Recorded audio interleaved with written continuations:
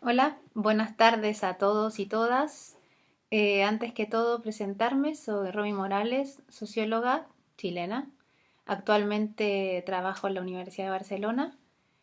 y colega de Aurea y Sergio, con quienes ya han tenido la oportunidad de trabajar en los seminarios anteriores, en las clases anteriores. Y bueno, estoy muy contenta de poder presentar esta clase sobre dependencia económica, ciencias sociales y emergencia identitaria del sur en el marco de nuestro seminario. Es una clase que me motiva mucho, que me apasiona, es uno de los temas que he trabajado en mi tesis doctoral y bueno, y feliz de poder compartirla con los estudiantes de este seminario. He tenido la oportunidad de ver cómo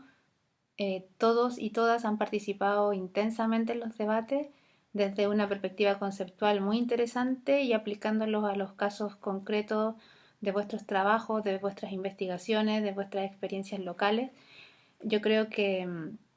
mi experiencia es uno de los mejores cursos en los que he participado, dada la diversidad de estudiantes y dada la diversidad de disciplinas que congrega el seminario. Eh, por lo tanto, creo que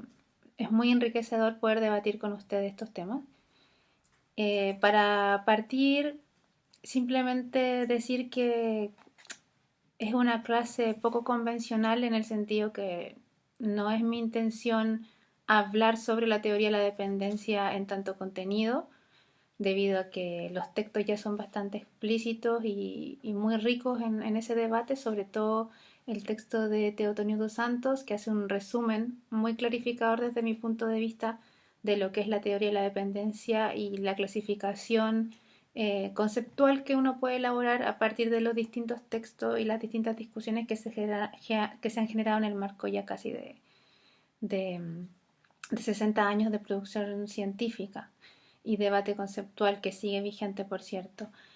Por lo tanto, creo que este breve video, como los otros de las otras clases, simplemente va a buscar dar una introducción a la clase escrita que he subido a la plataforma y, por supuesto, destacar algunos elementos que yo creo que son pertinentes para poder debatir en torno a la idea de economía y dependencia económica. Mi formación de socióloga, que quizás implica cierta deformación, me hace ver las problemáticas desde una perspectiva sistémica independiente que mi marco teórico no sea la teoría de sistemas. Por lo tanto, creo que es ordenador y facilitador el poder entender la economía como un sistema, como un espacio social con un código determinado o con diversos códigos determinados dependiendo de la vertiente teórica que utilicemos para analizarla, y como un espacio que se transforma en un objeto de estudio en sí mismo, pero también eh, se transforma y se erige como un objeto de estudio, como una excusa para poder interpretar otras dimensiones de la producción de conocimiento de este sur global que estamos tratando de comprender. En ese sentido, quiero visibilizar una tensión paradójica en mi propia forma de observar. Tenemos la intención en este curso de construir un pensamiento alternativo, ¿no? Aunque suene un poco pretencioso, pero reunir, digamos, los distintos discursos en torno al pensamiento alternativo que ha emergido desde el sur. Sin embargo, no podemos dejar de tener conciencia de que todo ese pensamiento está determinado por el lenguaje y ese lenguaje muchas veces viene determinado por el centro, ¿no? Por el centro que queramos llamarlo hegemónico, centro de poder o centro científico de generación de ciertas formas de observación que no podemos sacarnos eh, de nuestra estructura, pero que sin embargo podemos poner en cuestión. Entonces, para poder observar de qué manera la idea de dependencia económica y la economía en tanto espacio de la realidad social que produce la riqueza, que permite la sustentabilidad de la vida material, se erige como un espacio, como una excusa también para poner en cuestión ciertos debates más epistemológicos. Entonces, quiero partir primero ordenando un poco este debate en tres espacios o tres niveles, por decirlo de alguna manera, que me acomodan para poder explicar qué es lo que queremos debatir con estos textos de la teoría de la dependencia. En primer lugar, evidentemente queremos disponer estos textos y este sistema de pensamiento en el marco general del curso, debido a que es un momento histórico de la reflexión latinoamericana sustancial para poder comprender la observación que hacen los científicos sociales y los economistas y los historiadores de Latinoamérica como espacio territorial, como espacio de relaciones sociales. En primer lugar, sería entonces como imposible, ¿no?, debatir y construir una nueva lectura de la historia sin incorporar esta serie de discusiones que, que han tenido una particularidad bien interesante, que no solamente han sido reflexiones teóricas, sino que también han sido reflexiones teóricas con un carácter emancipatorio, con un carácter muchas veces ligado a las izquierdas políticas, no siempre, ojo, y por otro lado que han tenido un proceso de institucionalización en centros de pensamiento que a su vez han determinado la generación de conocimiento, y decisiones de políticas públicas. Quizás estoy alargándome mucho o yendo muy o acercándome mucho en la historia, pero tenemos el claro ejemplo de CEPAL, ¿no?, que finalmente también ha influenciado la generación no solamente de formas de conocimiento, sino que también de instituciones ligadas a la aglomeración de los mercados latinoamericanos, como por ejemplo UNASUR, Mercosur, etcétera, que se alimentan un poco de los debates en materia del pensamiento económico que genera CEPAL. Eso por un lado. Esa es una particularidad importante. Por otro lado, a nivel epistemológico, y es aquí donde la clase escrita ha generado o ha intentado, digamos, generar un debate en torno a esto, ¿no? En el espacio epistemológico del debate en torno a la teoría de la dependencia y la relación con la emergencia de un conocimiento del sur global, vale la pena preguntarse no solamente desde una perspectiva crítica hasta qué punto somos economías dependientes de los centros económicos o hasta qué punto nuestras economías son periféricas en relación al desarrollo de la economía mundial o del sistema económico mundial, o hasta qué punto hemos sido, ¿cierto?, una condición de posibilidad para que el capitalismo del centro pueda haber llegado a niveles de producción mucho más altos que eh, los capitalismos periféricos, no solamente la América Latina, ¿no?, sino que también África. Vale la pena preguntarse en ese orden de cosas de qué manera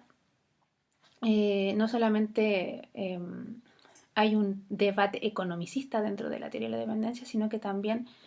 cómo desde la propia generación de conocimiento en la teoría de la dependencia podemos preguntarnos por la ontología del pensamiento que se genera en América Latina. ¿A qué voy con esto? ¿O a qué vamos con esto? Al parecer, la teoría de la dependencia permite no solamente comprender un posicionamiento particular de los mercados latinoamericanos a nivel mundial, sino que también permite comprender el cómo se genera la ciencia y el pensamiento a nivel ontológico en nuestro espacio del sur. Es, digamos, un espacio de generación de conocimiento originario, que podríamos decir la primera vez en la historia de la generación del conocimiento latinoamericano en que se hace una reflexión científica, positivista, con indicadores propios de las ciencias sociales, sociológicos, desde la economía, desde la historia, que dan cuenta de una discusión originaria, una discusión que no se había generado en otros espacios territoriales del centro. Eso a nivel más de reflexión filosófica, no en reflexión epistemológica. La teoría de la dependencia en ese sentido es una excusa para la generación de un conocimiento ontológico. Sin embargo, esta excusa o esta potencialidad de creación de conocimiento propio del sur también tiene una paradoja, que también trato de explicar un poco en el texto que escribimos. La paradoja de que emerge desde una condición identitaria muy potente. Una condición identitaria que parece asumir como propias una serie de condiciones culturales relacionadas con la inserción de Latinoamérica en la economía mundial, que probablemente eh, está marcada ya no por una observación objetiva o científica, sino que más bien por una pretensión universalizante de generar un pensamiento propio. De cara a un opositor, de cara a un enemigo, de cara a un otro diferenciado que, que define la posición de la economía latinoamericana en el mundo. En ese sentido, esta ontología más original, más creativa y que podríamos decir hace una ruptura con las formas de generación de conocimiento quizás anteriores, cae en una reproducción en cierta medida de las formas anteriores de producción de conocimiento de Latinoamérica, en el sentido de que asume que para poder generar un conocimiento original tiene que ser definido desde la identidad asociada a lo cultural. Y ahí aparece, por ejemplo, la idea de absorber todos los conceptos marxistas para poder explicar una inserción particular de la economía latinoamericana en la economía mundial. Conceptos marxistas que muchas veces no son lo suficientemente pertinentes, no son sometidos a una crítica sustantiva para poder aplicarlo y que no fueron, digamos, deconstruidos para poder explicar de qué manera estas economías son distintas en su origen, en su estructura interna, a las economías del centro. Esa identidad que subyace a las definiciones del pensamiento latinoamericano en torno a la teoría de la dependencia juega un rol fundamental en esta ansia de posicionarse como un pensamiento nuevo, pero también en esta paradoja de estirar un poco, eh, estirar un poco los conceptos teóricos del marxismo para poder explicar esta inserción particular. En las críticas posteriores de los historiadores, sobre todo al pensamiento de la teoría de la dependencia o de las teorías de la dependencia, estas críticas están sustentadas, están basadas en la argumentación de que conceptos como por ejemplo plusvalía no muchas veces explica el condicionamiento particular que tiene la producción de los mercados latinoamericanos a nivel mundial. Por lo tanto, si bien la identidad de este sur